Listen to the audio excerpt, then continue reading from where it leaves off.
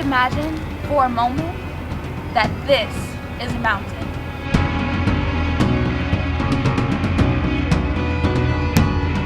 Not a particularly large mountain, not particularly picturesque, but a mountain nonetheless. Let's imagine for a moment that you want to dig a pipeline through this mountain, the last link in a chain that will flow like an artery, bringing energy and oil, the very stuff of life. Let's imagine that the people who live near the mountain aren't exactly thrilled about this plan. So a kind of game begins.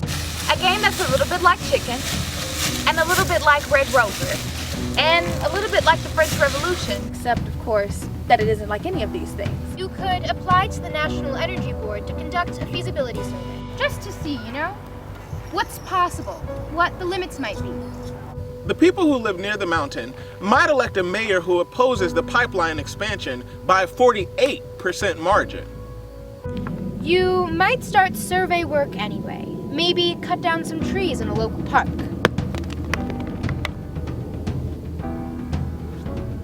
The people who live near the mountain might set up protest camps. People who don't want tar sands. People whose land rights aren't being acknowledged. People who don't want a pipeline in their backyards. You could amass your lawyers and get an injunction. The police will remove any protesters from your worksite. The people on the mountain might say no. They won't go. They won't pretend it's legal for a foreign corporation have citizens of a country, a province, a town forcibly removed from a public park for a peaceful protest. You could set in motion the events that lead to the slapping of poets with $5.6 million lawsuits, the arrests of 11-year-old girls. Not perpetrate yourself, mind you. You don't really have to do that, because it's more that the combined enterprise value of $1.5 billion has its own particular kind of inertia.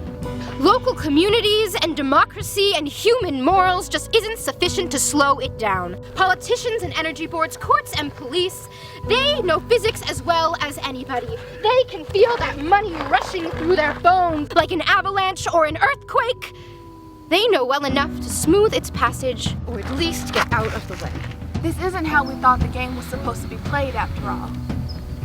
Not really. It's supposed to be like the dog and the wolf in the cartoon. They fight their fight over those sheep for their 8-hour shift. They punch out, and then they're friends. Good night, Sam.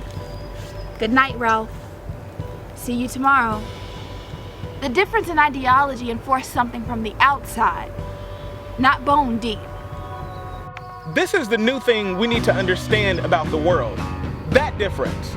Deeper than bone, deeper than bedrock, $125 billion wants what it wants. It wanted 63 people in the last 4 days. So it took them. No games, no timeouts.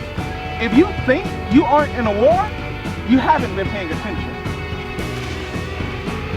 Imagine for a moment that this is a mountain.